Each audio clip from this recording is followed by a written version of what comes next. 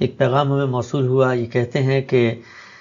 میرا دماغ جو ہے وہ اس بات کو مانتا ہے کہ دنیا کو بنانے والا ایک پروردگار ہے، وہ سب کو چلا رہا ہے، قرآن اس کی کتاب ہے، لیکن اس سب کے باوجود میرے دل میں وسوسہ پیدا ہوتا ہے اور شیطان مجھے یہ کہتا ہے کہ ہو سکتا ہے تمہارا علم نامکمل ہو، میں خدا کو مانتا تو ہوں لیکن روز دل میں کچھ نہ کچھ سوال اٹھ رہے ہوتے ہیں، مجھے یہ بتائیے کہ میں ان وسوسوں سے اگر نمٹتا ہوں تو یہ میرے ایمان کے ناپختہ اور نامکمل ہونے کی نشانی ہے یا یہ اضطراب کوئی فطری اضطراب ہے؟ ہرگز نہیں، یہ بالکل فطری چیز ہے، بلکہ رسالت مآب صلی اللہ علیہ وسلم کے سامنے یہ بات پیش کی گئی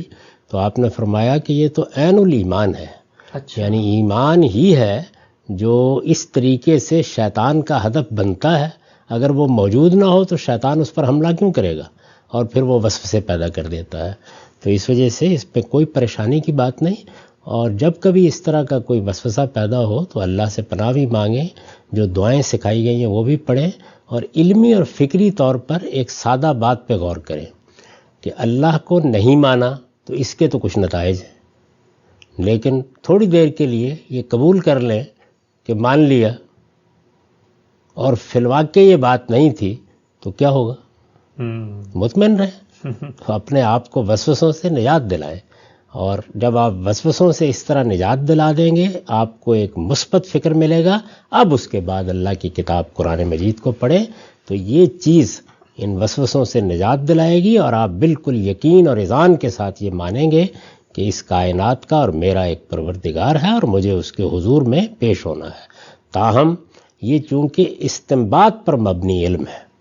یعنی یہ علم ایسا ہے کہ یوں نہیں ہے کہ ہم اللہ تعالیٰ کا مشاہدہ آنکھوں سے کرتے ہیں، تو اس لیے خود اللہ تعالیٰ نے عین کرم نوازی سے یہ فرمایا ہے کہ اس میں ظن غالب کافی ہے، یظنون انہم ملاقو ربہم،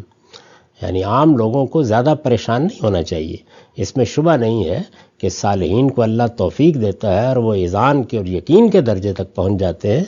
لیکن اگر گمان غالب بھی ہے تو اللہ اس کو قبول فرماتا ہے۔ ٹھیک، اور دنیا میں ہم ہر کام گمان غالب بھی کر رہے ہوتے ہیں۔ سارے علم کی بنیاد یہی ہے، ظاہر ہے کہ ہر چیز ہمارے مشاہدے میں نہیں آتی، یہ جو ہم دوسروں کی اطلاع پر اعتماد کر کے بہت سے فیصلے کر رہے ہوتے ہیں، اگر آپ غور کریں تو وہ بھی ظن غالب ہی ہوتا ہے۔